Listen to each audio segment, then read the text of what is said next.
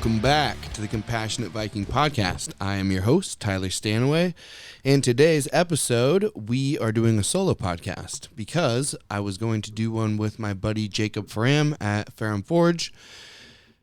But when I went up to the forge, we ended up just fucking blacksmithing all day, and we didn't do any podcasts. So we were forging warhammers and bottle openers and just shooting the shit.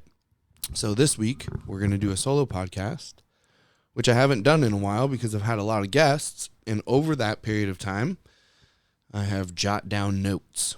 And I don't know if it's the right way to do it. I end up just getting fucking like 1, 2, 3, 4, 5, 6 papers. And there's just like scribbles of different ideas and thoughts all over them. So I figured, you know what? Before I get too many papers, let's just grab the ones I have.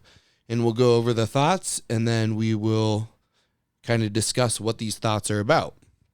So we also have some new information, and that is Vanessa has been making some merch. We have a few Compassionate Viking, I believe, t-shirts and hoodies. You can go onto Instagram and look at Vanessa's Instagram handle. That is Mrs. Stanaway.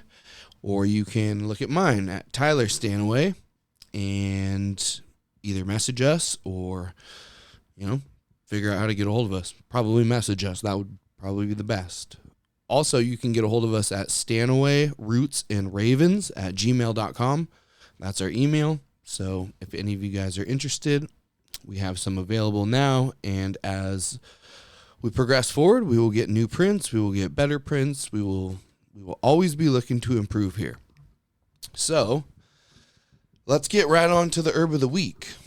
This week, I decided to pick ashwagandha because a lot of people have never heard of ashwagandha, but it's a really, really awesome herb.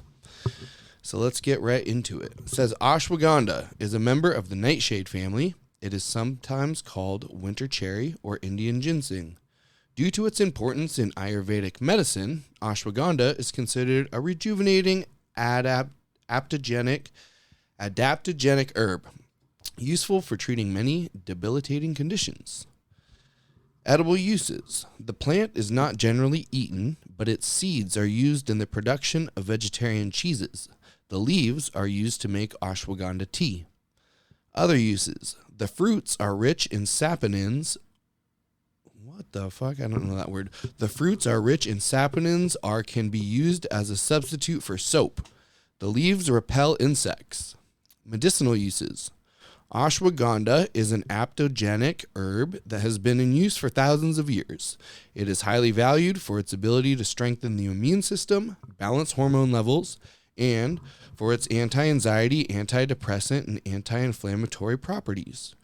Roots and leaves of the ashwagandha plant are used for their medicinal properties. Root extracts in powdered or capsule forms are effective, as are leaf extracts and tinctures. Powders can be added to food or drinks, though they have a strong taste. Ashwagandha tea made from the leaves is also used. Adding a little honey improves the flavor. Expect it to take 2 weeks or more to begin to notice the benefits of ashwagandha. Long-term use has not been studied and may not be safe, but many patients do well taking the herb long-term. All right. So it says it does great for adrenal fatigue.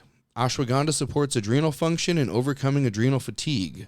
Though this term is really a summary of stress response symptoms that are often caused by hypothalamic pituitary adrenal, HPA, axis dysfunction. Essentially, HPA-D is our stress response system and a more accurate term for adrenal fatigue. Ashwagandha helps balance this. It combats stress, fight or flight, anxiety, and depression. It reduces cortisol levels. It balances blood glucose levels. It says cancer. Research shows that ashwagandha has anti-tumor effects. It reduces cancerous tumors by preventing cell growth and killing cancerous cells. Ashwagandha is useful in treating breast, lung, stomach, ovarian, and colon cancer cells. These benefits are due to its antioxidant abilities and their effects in helping the immune system. In addition to reducing the growth of cancer cells, it can also help the body deal with the side effects of conventional anti-cancer drugs and boosting immunity and improving the quality of life. Ashwagandha stimulates the production of white blood cells and helps cancer patients fight infections. So there we go. Another beneficial herb that just grows in the ground. It's free. You could probably go online and get like 300 seeds for $3. And remember, every plant gives you hundreds or thousands of seeds as well. That's called abundance, and that is natural law. It's not fucking some woo-woo utopian bullshit dream. It's nature. So, memory and brain cell degeneration. Research suggests that ashwagandha protects the brain from the damaging effects of emotional, physical, and chemical stress. It protects the brain from cell degeneration, which may help in treating neurodegenerative diseases like Alzheimer's and Parkinson's disease. Ashwagandha contains naturally occurring steroids and antioxidants that protect the brain and improve cognitive function. Patients notice an improvement in attention, processing speed, and mental acuity. It helps with stamina, endurance, and muscle performance. It helps with anti-inflammatory, joint pain, and arthritis. Helps with sexual function and fertility. So, let's see what it has to say here. Ashwagandha helps improve sexual function. It boosts testosterone levels and improves male fertility. All right, so we should be giving all the fucking kids in high school ashwagandha pills every day for lunch because their testosterone is gone. When used for a period of 3 months, ashwagandha increases sperm count, sperm volume, and sperm motility. In women, it improves arousal, lubrication, and orgasm. So there you go. It benefits us. It benefits the girls. It benefits everybody. Because these plants are fucking awesome, and they want to help us, and they want to grow, and they want to have a connection and a relationship with us. So we should create that for them since they can't talk. Immune function. It helps regulate the immune function by reducing the body's stress hormones, reducing inflammation, increasing the white blood cell count, and increasing immunoglobulin production. Harvesting. Pick berries in the fall when red and fully ripe. Then dry them for planting in the spring. For medicinal use, dig up the roots in the fall and clean thoroughly. Slice, dry, and powder for future leaves, and used fresh or can be dried to use in tea. It does have one warning. It says, warning, the herb is generally believed to be safe and has an extensive history of use. However, there are no long-term studies on the safety, and long-term use may make it more likely that side effects will be experienced. Consult your doctor and watch for side effects when using ashwagandha over the long term. So, like I said before, guys, I'm not a doctor. I'm not a herbalist. I'm not a naturopath. I'm not any of that shit. Matter of fact, I'm a metal worker and I live in the woods. And to be honest, I'm starting to become a farmer, which maybe to a lot of people seems funny, but to me it's fucking awesome. So, I don't know. I'm not saying do or don't. You guys live your life however the fuck you want to live it. All I'm saying is this is the information that I am reading directly out of my book. So, take it or leave it. I don't care. Hope you enjoy it. Let's get on with the fucking show.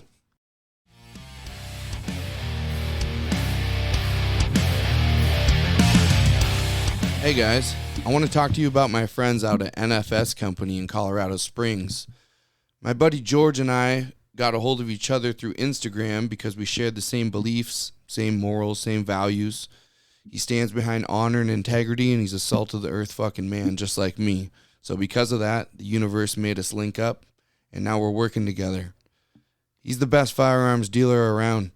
I recently just got a Glock 19 FDE, and it was shipped here in 2 days from Colorado. So you can't fucking beat that. However, I live in Washington, so I have to wait 10 days to get it anyways.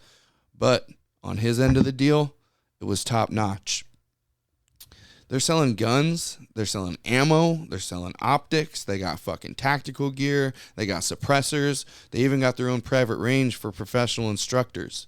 If any of you guys are looking for preparedness for firearms training, they currently got a 10th Group Special Forces guy doing all their instructions. This spring, they're going to be opening a shoot house and an NVG course, or courses rather. If any of you guys are interested on doing their classes, you can find their schedule on Instagram at nofuckingslack.co.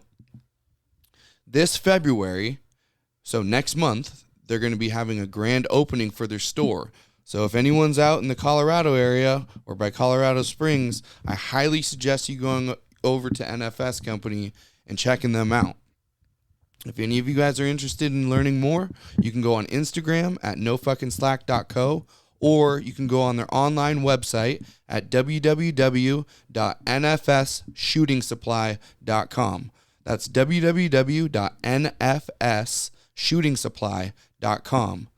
Go check them out. That's no fucking slack.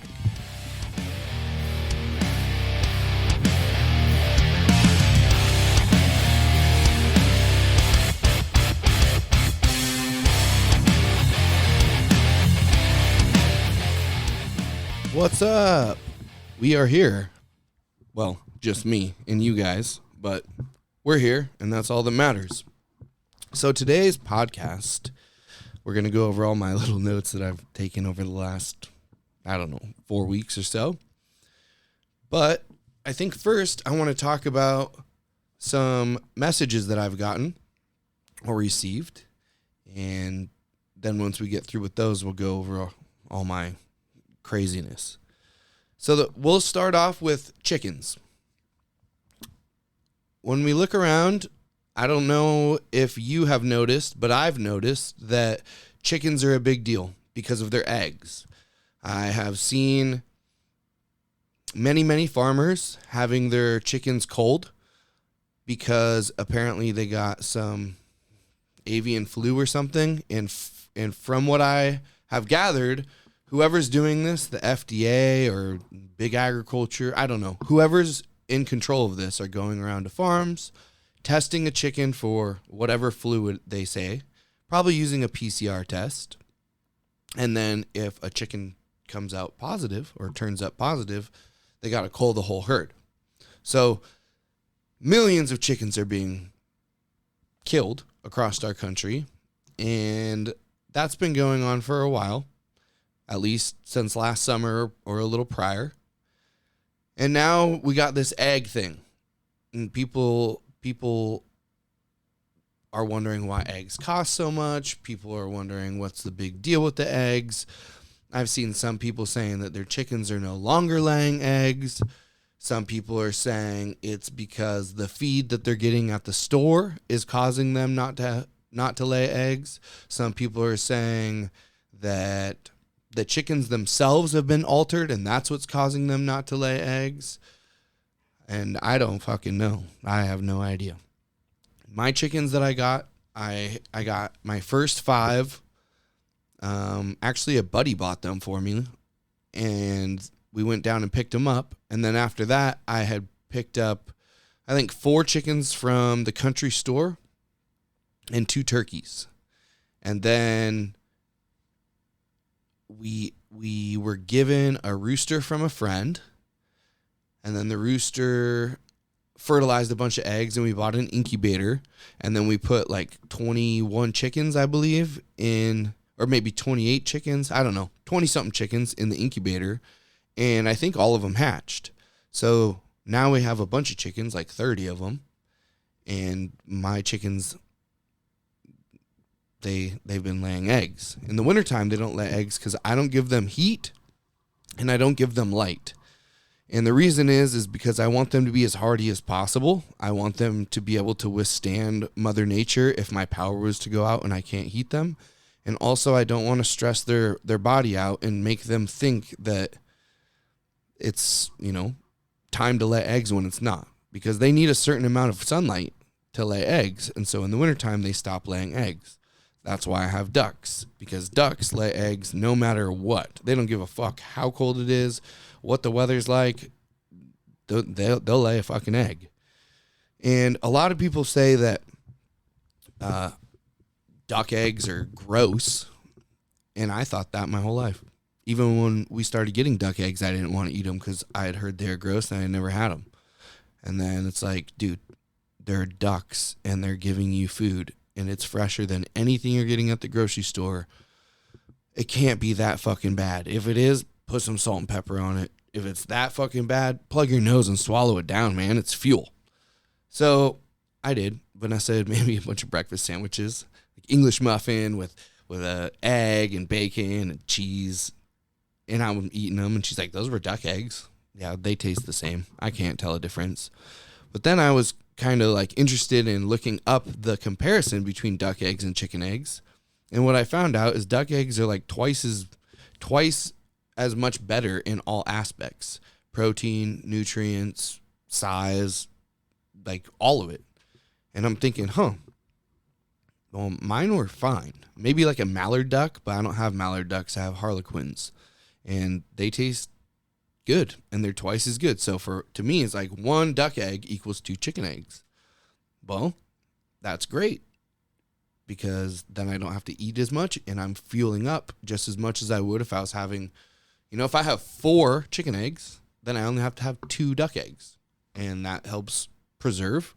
Not that I need to preserve, I have a whole bunch, but still, in the wintertime, we were eating duck eggs. Summertime, or as soon as it starts to get warmer or lighter out, which the chickens are laying eggs now. However, some of them aren't, because I have too many roosters and they're fucking the girls up and they rape the shit out of them, and it's not okay. And so I got to kill the black one and I got to kill the white one, and we're going to leave one of them. So otherwise they will stop laying eggs. I've had it where the roosters stress the girls out so fucking bad they won't lay eggs. So there is those things. But I believe that my chickens are laying eggs because I get fresh chicken feed or scratch. Vanessa and a friend go in on, I think, 1,000 pounds from a farmer who handmade, or it's like, made there, all fresh organic feed. And you have to buy like 1,000 pounds at a time. So it's a lot. But if you can find a friend or 2 friends and go in on some, it's way cheaper and it's way better, and we haven't had any problems. So that's what I would suggest with the feed. Now, if you're looking to get into buying chickens, well, there's a few different ways you can go. If you go to the Tractor Supply or the Co-op or Coastal or the country store or whatever your farm country store is, and they're selling chicks every spring, they're sexed, so you can get hens. Most people don't want roosters, or they're sexed and they're purebred, but they are vaccinated and shit, and I don't know what that's doing to them. So that's gonna happen if you go to the big box store. But it is sexed and it is purebred. Whereas if, say, you sent me a message and you're like, hey, Tyler, can I have some chicks? Sure, I'll go in the backyard. I'll go pick up eggs out of the nesting boxes. I'll go put them in the incubator. And in 21 days, we'll have chickens running around on my fucking counter. But I don't know. They're not purebred because I have different types of chickens back there.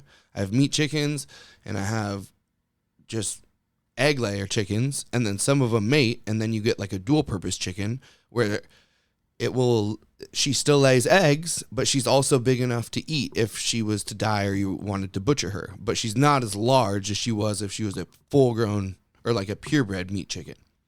So that's the thing. I can't guarantee purebredness, and I can't guarantee the sex. But I can guarantee health, and I can guarantee, that they're legit chickens coming from a place raised with love. So that's the thing. And obviously not just me, many people. Or maybe you can find someone who does have just purebred chickens. Maybe look online or like a Facebook group or Instagram group. Look on Craigslist. There's many different ways. So you guys will have to choose on that. I don't really know. I just know that just like us, the more healthy we can keep our animals, the more likely they are to do what they're supposed to do. I think last podcast, it might have been last one. It might have been 2 ago. I don't know. Whenever the Super Bowl was, we were talking about some crazy fucking predictions. And since then, well, some crazy fucking shit has happened. And I didn't watch the Super Bowl. I see everyone posting Rihanna's Lucifer worshiping Illuminati shit with Sam Smith and whoever else. I don't know. I don't watch it because I literally believe that this world works on your intentions. And when you focus on shit and you pay attention to shit, it goes into your subconscious and you'll manifest it into reality. And I don't want to give that stuff any type of credit or energy, which I am doing right now. I get it. I am giving it energy because I'm talking about it. But that's about as much energy as I'm willing to go into that. I've spent so much time into that, and I realize that you do need to know, but you can't let it consume you. So that happened. But while that was happening, all these trains are fucking derailing. You have one in Ohio, you got one in Houston, you got one in whatever, Oregon, I don't even know, Boston, you got fires in Florida, all this crazy shit, right? And I want to know, at what point do these people that we live on Earth with stop thinking it's all just random acts of unfortunate events? And they start thinking it's intentional. I know I keep saying this, but seriously, what is the coincidence that all of these trains around our whole fucking country all fall off the tracks with hazardous chemicals within like 2 weeks of each other? And our president is visiting Zelensky over in fucking Ukraine. You have, what is it? You have DeSantis being backed by George Soros to run for fucking president. I seen Elon Musk and Bill Gates are teaming up together for God knows what. I don't even remember. My phone's not on me, or I'd bring it up. But you have all this shit. And what people need to start to realize is that it's not by accident. It's intentional. They're intentionally doing it because they have a plan. It's called Agenda 2030. It's called New World Order. It's called Build Back Better. It's called The Great Reset. It's called all these different names.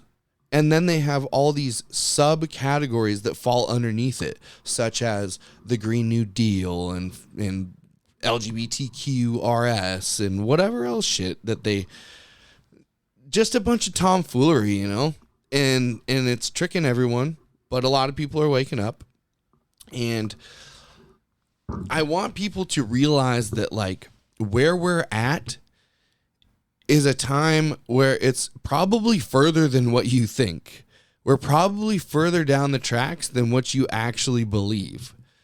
And that's okay, because to me, it's fucking exciting. It's exciting to me to see that the old world is going to fucking crumble and it's going to fall. And whoever these evil, wicked motherfuckers they're going to get what is deserved for them. And we're waking up and we're doing it.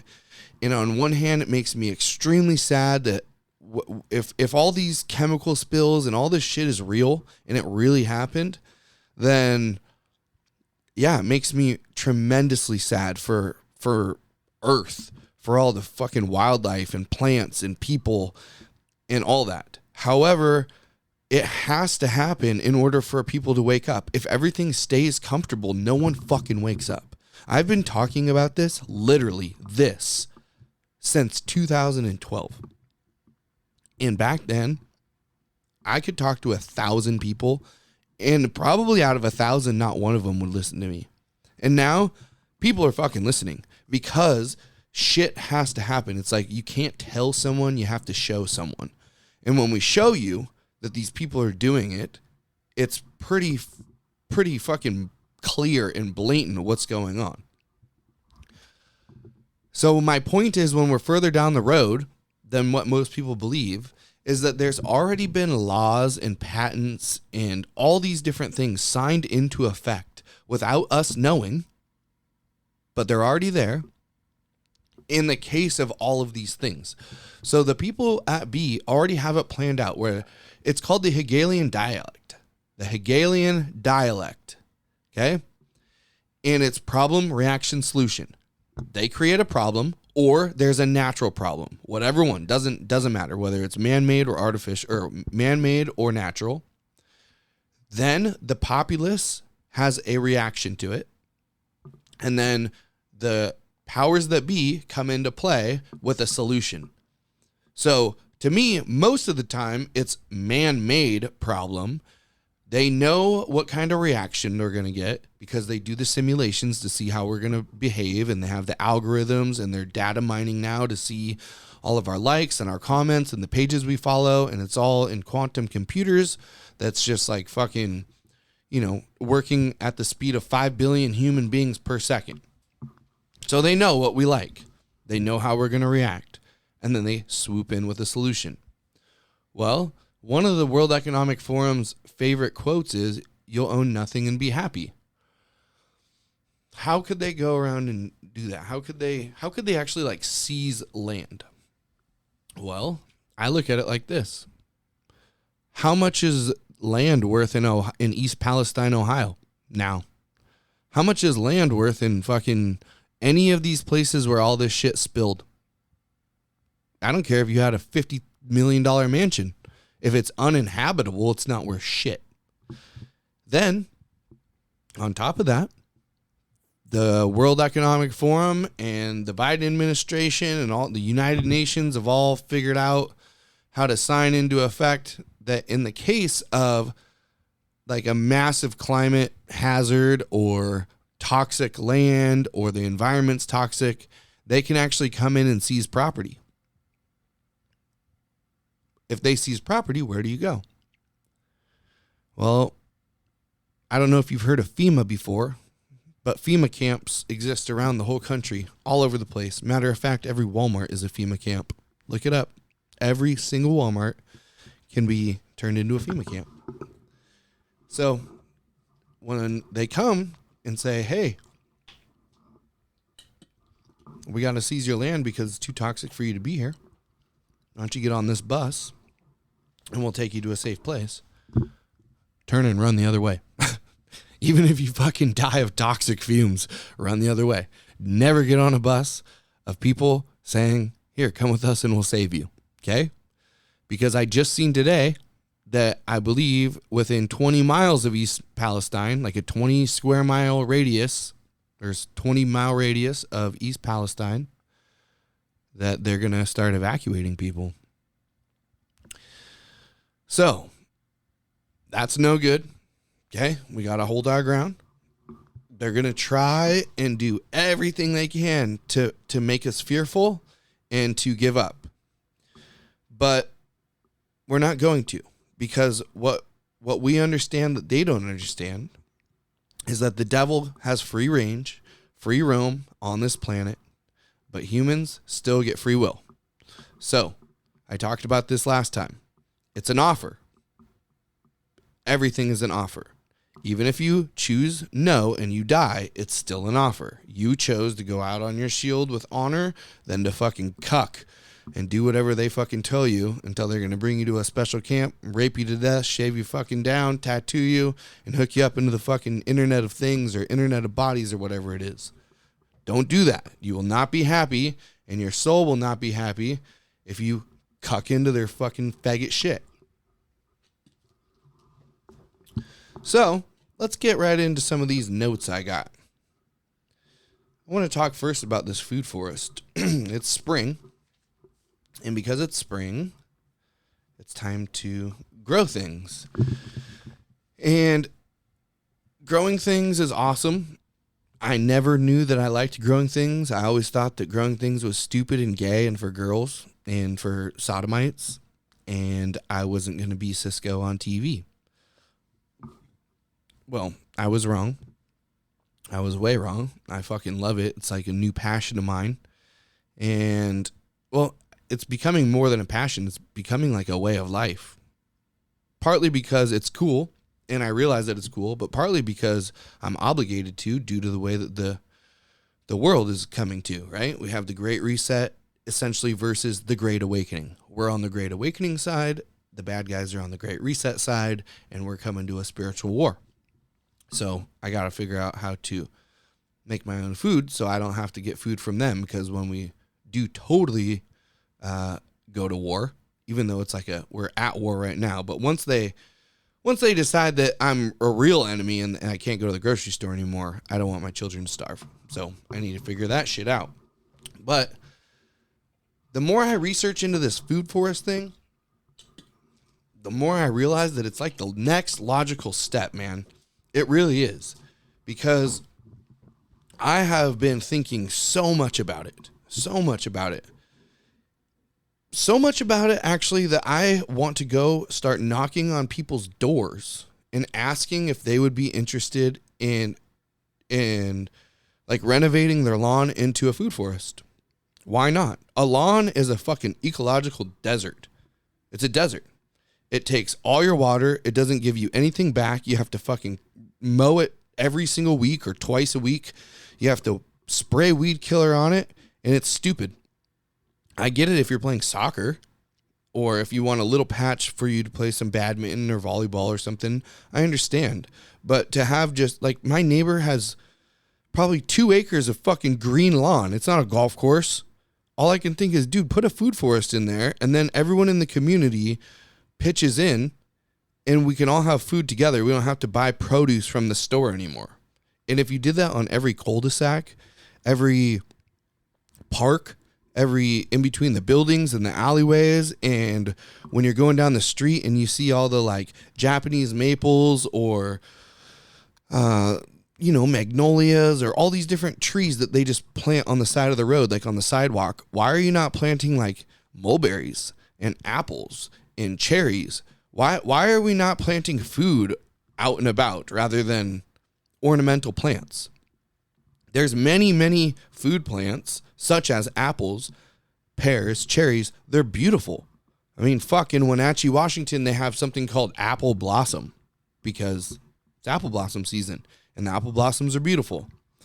So I'm researching, I'm doing some YouTube videoing, I'm just, geeking out, I guess, on food forests, and I come across this food forest that's like 6,000 years old in India on the border of China.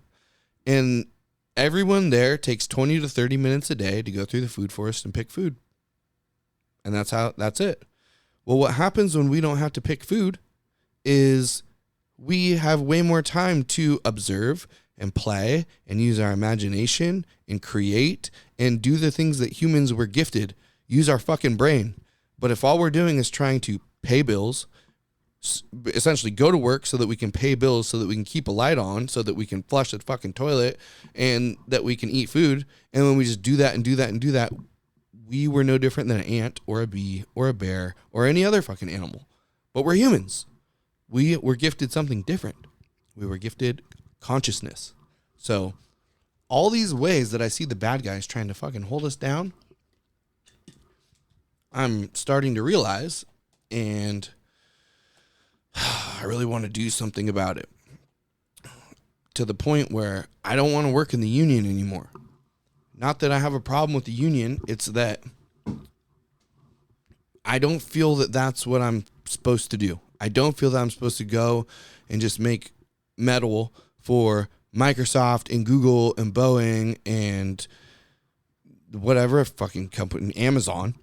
Like, to me, that's stupid. I don't want to make things for these giant companies, because to me, I'm working for a paycheck to hardly thrive in life while I'm helping enslave humanity by these big ass technocratic companies. So I don't know. To me, it's like, I really, really, really want to figure out how to create a compassionate Viking community where we all start working together as like a small village or community. I don't want to go to work. I realize that they're going to like, I get so fucking worked up. My blood pressure goes up. I have to like take a deep breath because I feel like I learned too much and I don't know how to explain it very well. And then I get frustrated because I'm trying to get out what I'm trying to say, but it's not coming out right. So let me fucking slow down and let me break it to you like this. I am concerned that our money system is going to fail soon. I truly believe that central banking digital currency is going to be ushered in through a digital ID, QR code, something like that. Somehow they're going to switch from fiat currency of a dollar bill to digital. And once that happens, I am going to be exiled from society. I'm going to not be allowed to do the things that I'm allowed to do right now because I don't fit the narrative of what the World Economic Forum and United Nations want. I'm not a fucking beta cuck bitch. I'm a fucking strong, savage man who wants to fucking see people succeed and win and prosper and love. I want to see families kissing. I want to see fucking kids holding hands running through flower fields. I want to see little boys hanging from trees and chasing each other with sticks and stones. I want to see on nights families coming together and letting their kids play, and the neighbors fucking having bonfires and barbecuing together and building and teaching and raising and creating something that's special, unlike what we do every day. What I do is not fucking special. It bothers me. And because they're going to switch it over, I almost feel like I have no choice. So I want to farm. I want to produce food. I want to produce a natural way of living. And I want to blacksmith. I don't want to give up metalworking. I love metalworking. I want to forge. And somehow, if I could create a community where I'm the blacksmith and one of the farmers, and I have other people who know how to do things, a carpenter, a plumber, a doctor, I just got a message from a buddy who, I'm going to call him a buddy because he is a buddy, even though we've never met. He lives on the other side of the mountains. Oh, wait, no. He lives by where I work. And we connected through Instagram, and he doesn't want to do it either. He wants to do his own thing. He's a land worker, or running heavy equipment, excavators and shit. And I was just talking to him about it, and he's like, dude, we need to meet up. And I'm like, yeah. Then we need women. We need teachers. Think about if we could take our kids to someone who we love and say, for instance, this Tuesday, all the kids are coming with Tyler, and we're going to go hike a mountain, or we're going to go down to the Puget Sound, and we're going to go find 10 different sea creatures, or we're going to go at my house at the property, and we're going to learn how to fucking make a hedgerow, or chop wood, or make a bow and arrow, or forge a knife. Like, they could go to Vanessa and learn how to can. We can teach these kids how to plant our own foods. We can teach all of the things that we want to learn in this world by ourselves. We don't need the government to help us. They're not helping us. They're hindering us. They're causing problems. We send our kids to people that we don't even know, and they teach them fucking like sex shit when they're in kindergarten, or boys want to be girls and all, like the weird shit. We go and do all of these things. We off our responsibility to what we thought was people who had our best interest at heart, only to find out that they're fucking us in our ass. And now it's like, now that we know, we're not going to let that happen anymore. That's not okay. So that means that I have to take responsibility and accountability for my own family, my own children, and what I would like to see in the future. And I think Food Forest is a way, and I think community is a way. I mean, I still go back to imagine anything that you wanted to do. You could go onto this app and you could see all the people around who are a part of this too. And we can start bartering. We can start trading. You know, if you know how to do, I don't know, say I need a hole dug. Perfect. But he needs, on his bucket of his tractor, he's got a tooth that broke off, or an excavator pin that's got a crack in it. Cool. Bring it over here. I'll weld it up. You dig me a hole. Roger that. Adios. See you next time. Or people have all the things. Maybe the person up the road fucking sells clothes, but she doesn't have any fruit. So you know what? I give her fruit. Maybe I give her some fruit during the summer. Maybe I make a deal where I give her X amount of fruit per week for however many weeks. That's all between you and this other person. And what it means is it's becoming sovereign.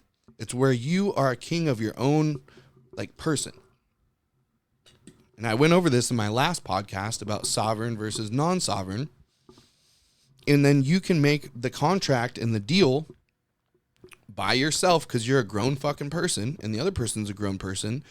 And if one of you guys doesn't uphold the deal properly, well, you're probably not going to barter with that person anymore. And if it's really fucked up, there will be severe consequences, which then shows the rest of the people in the village, hey, we do shit with honor and integrity around here. We respect one another. You fuck with somebody and off with your head because that's the old way. That's when you used to be able to lie and steal and fucking weasel and worm your way through life and prosper because of it. Not no more. We're done with that shit. You have to fucking earn it. You have to work for it. You have to commit. You have to put in effort. You have to love. You have to try. All of those things. Otherwise, not going to work. So therefore, they wouldn't be a part of the tribe.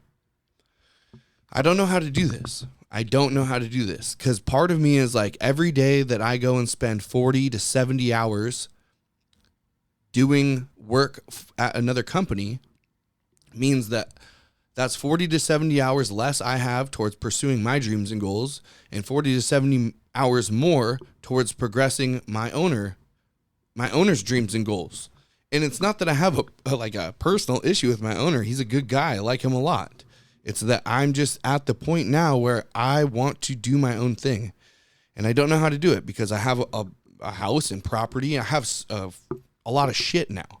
So if I was 20, I could just fucking sleep in the car and make it happen. But I can't just do that now. And I don't know what to do. I don't know how to do it. Because for now, we still need money. We still have to pay our bills. It's hard. It's hard, especially with the price of everything, inflation, all that shit. It makes it difficult. So I guess that's just something to ponder on. I'll have to keep thinking, I can't just quit, but I would love to. I would love to quit and start this fucking community and we just start working together. But until then, we're just going to have to wait it out. Okay. So my uncle comes over and he proceeds to tell me I live in like wetlands. So right now in the wintertime, it's really, really, really swampy. You have to pretty much walk around with swamp boots on all the time. But it is what it is. He goes, hey man, you should fill this up with wood chips and then spray weed killer all over it. And I was like, fuck no. And he's like, what? I'm like, I'm not spraying weed killer all over my yard. And he's like, why, dude? It makes the weeds go away. Yeah, duh. It also kills all my plants. And he like looks around. I go, dude, I have like 300 varieties of different species of edible food within these 3 acres that are cleared right here. I'm not spraying that. And he looks at me and he's just so confused. He doesn't understand. And I'm like, spraying NPK or like weed killer and shit on your garden is like doing your kids' homework. It's like, yeah, you can get good grades, but you don't get any progress. You have to build soil. And if you layer enough mulch down, the seeds from the weeds don't get any sun, therefore they don't germinate and they don't fucking come up. Like, it's not that hard. You just got to put more mulch down. And then to me, I'm like, okay, you're going to fucking spray weed killer on the grass. But I guess it just doesn't make sense because he doesn't live how I live. But I'm like, you can't do that. You don't understand. Just even like fertilizer, you're not fertilizing the plant. You're fertilizing the soil.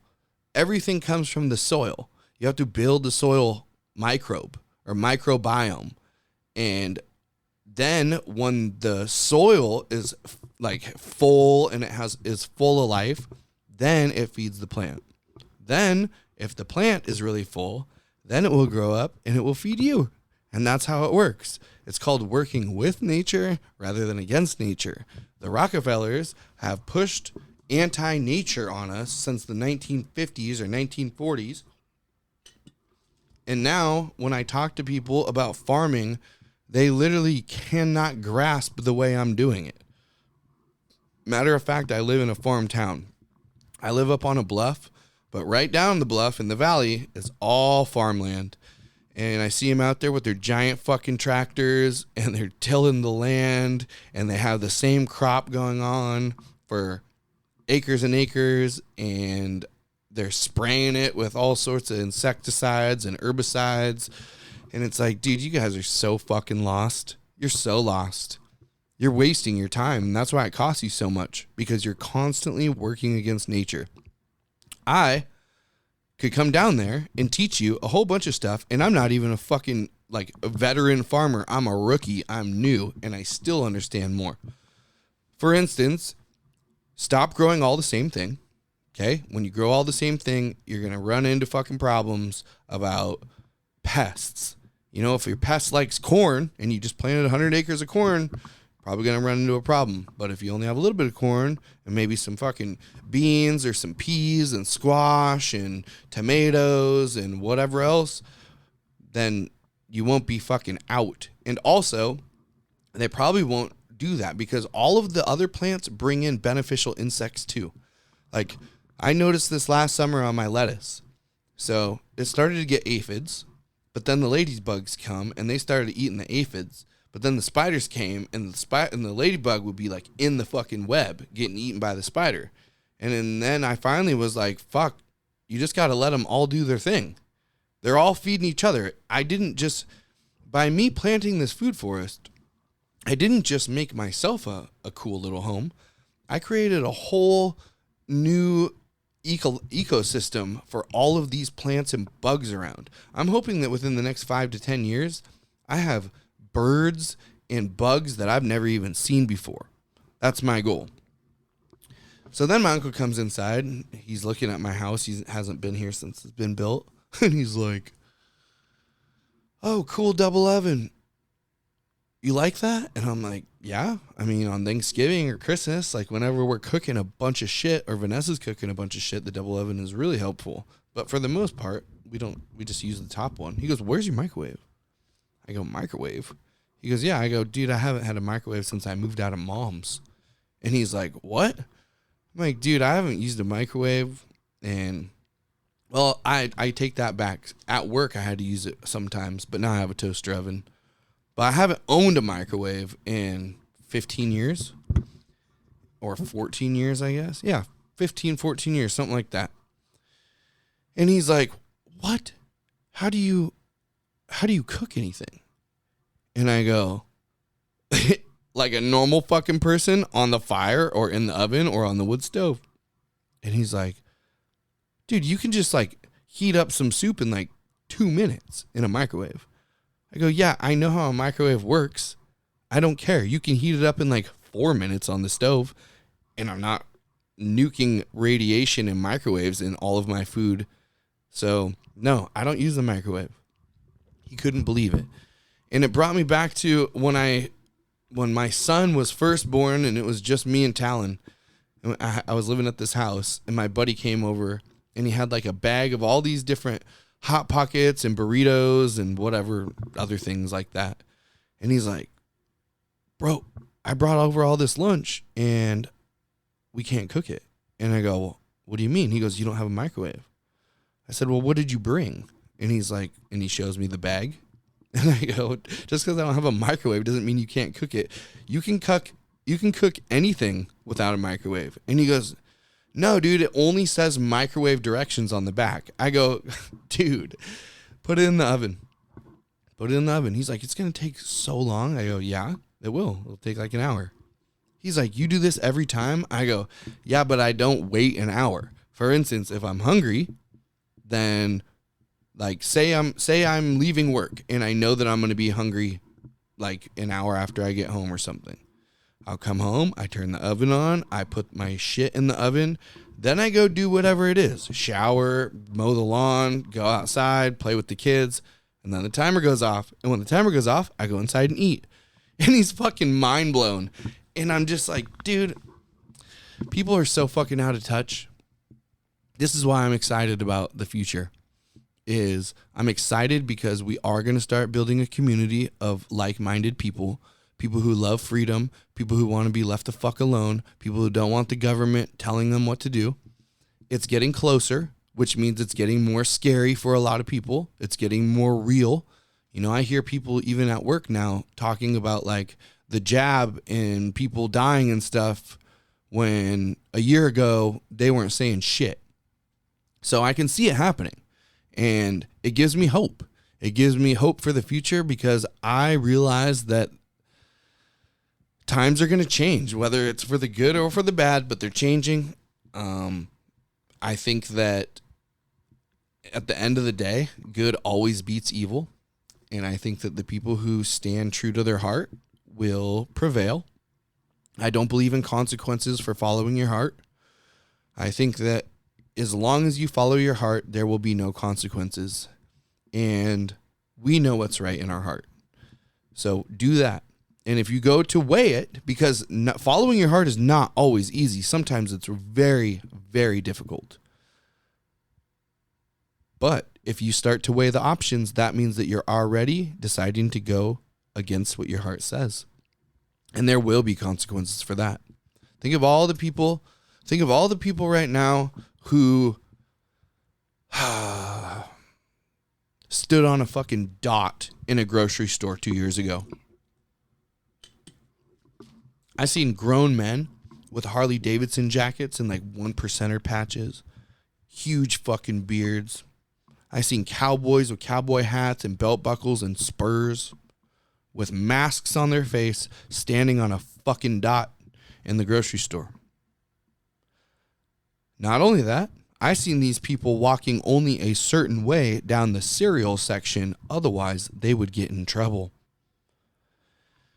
Then they were coerced into getting a jab, and they didn't want to. Some of these people didn't want to. They didn't want to stand on a dot. They didn't want to walk a certain way down the aisle in the grocery store. They didn't want to get a jab, but they had to. They had to.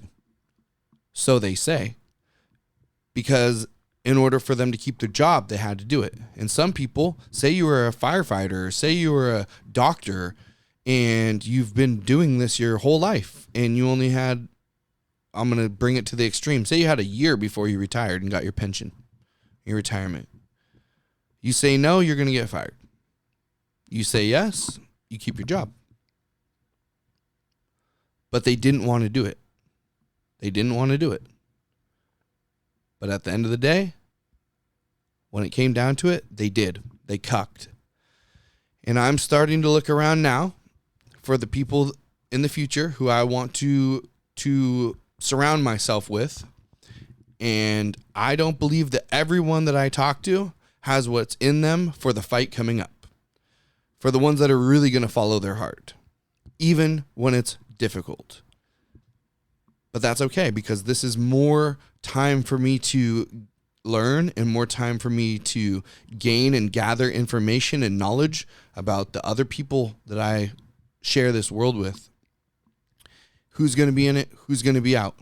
Because I can't have where in a time where like money and inanimate objects and food is scarce, where if it gets to that point where money, food, shelter is scarce and it is extremely tough times, then the things that matter most to me are love, respect, and trust.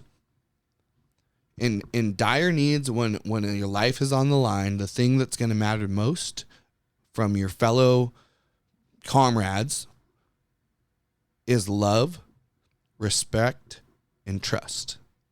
Without those, you're setting yourself up for disaster.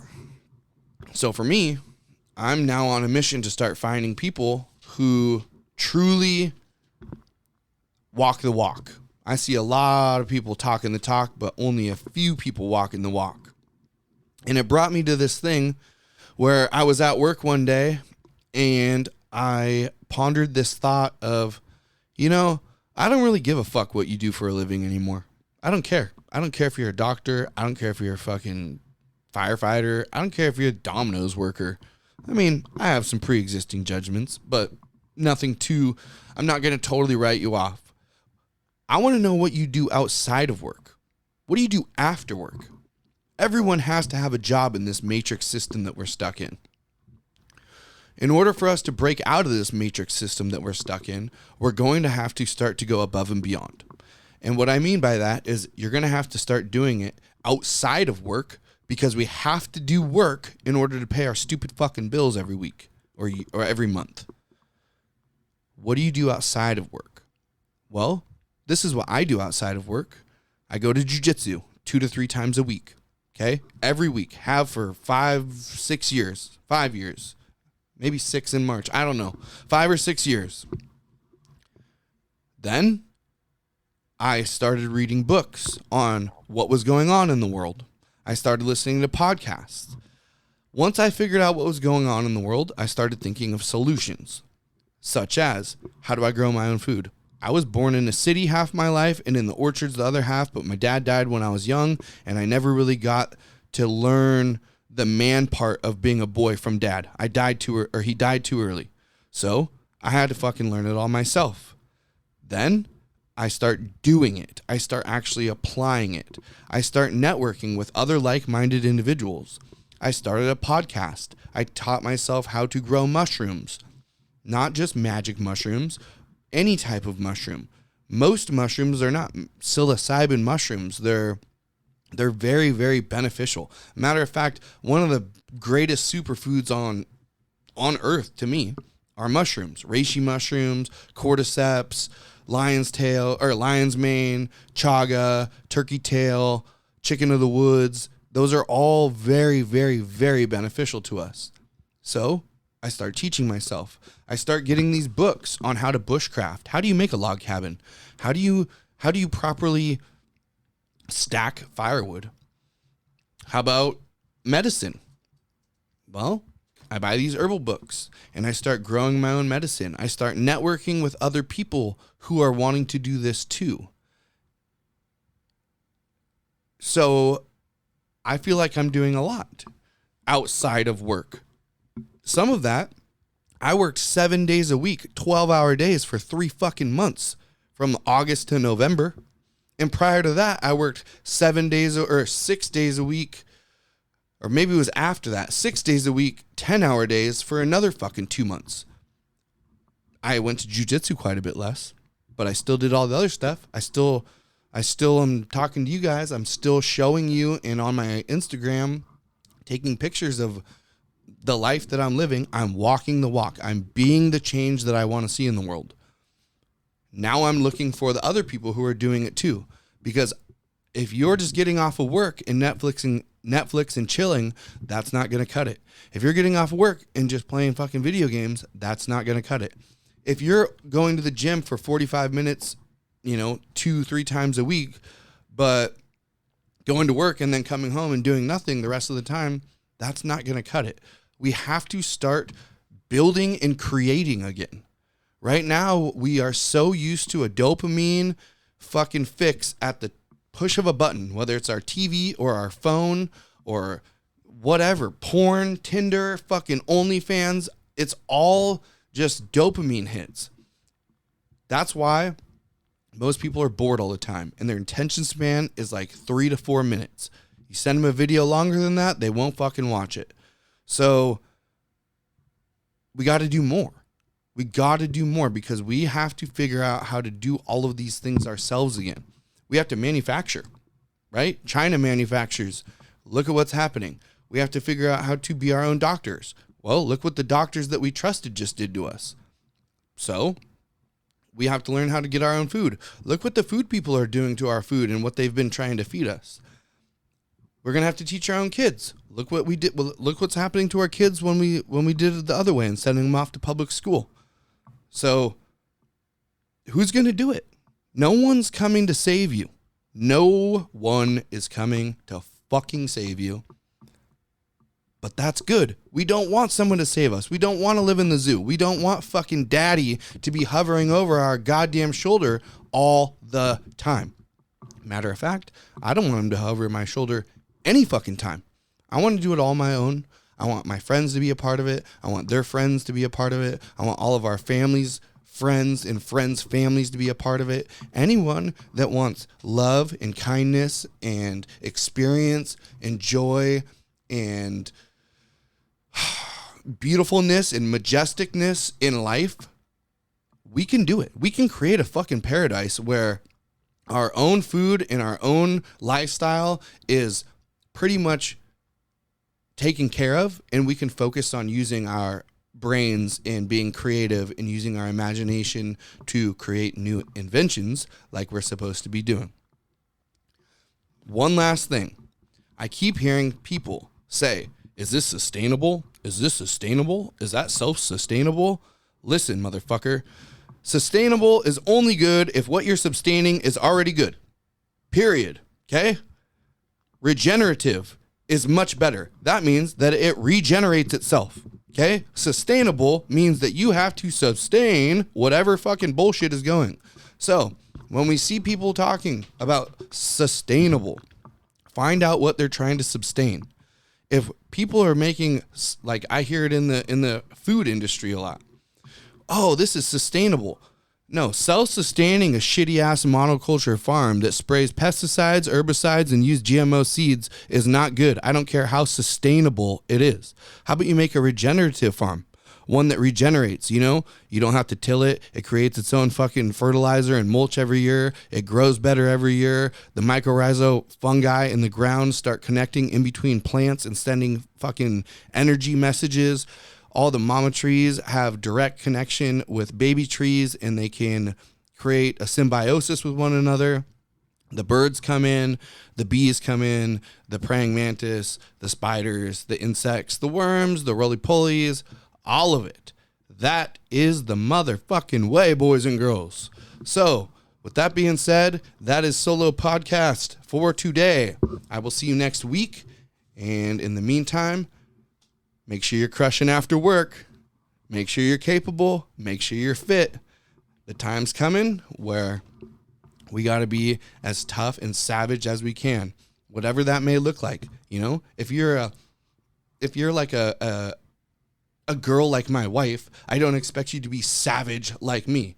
She's savage in her own ways. She fucking cans food. She butchers chickens. She is out there in her mud boots in the fucking chicken shit and goat shit every goddamn morning, rain or shine, no matter what day it is, she's out there doing shit. And you know what? That's savage, because just because on Instagram she looks very pretty and she can put makeup on and heels and she has nice fucking butt and cute body, I get it. She's a sexy girl.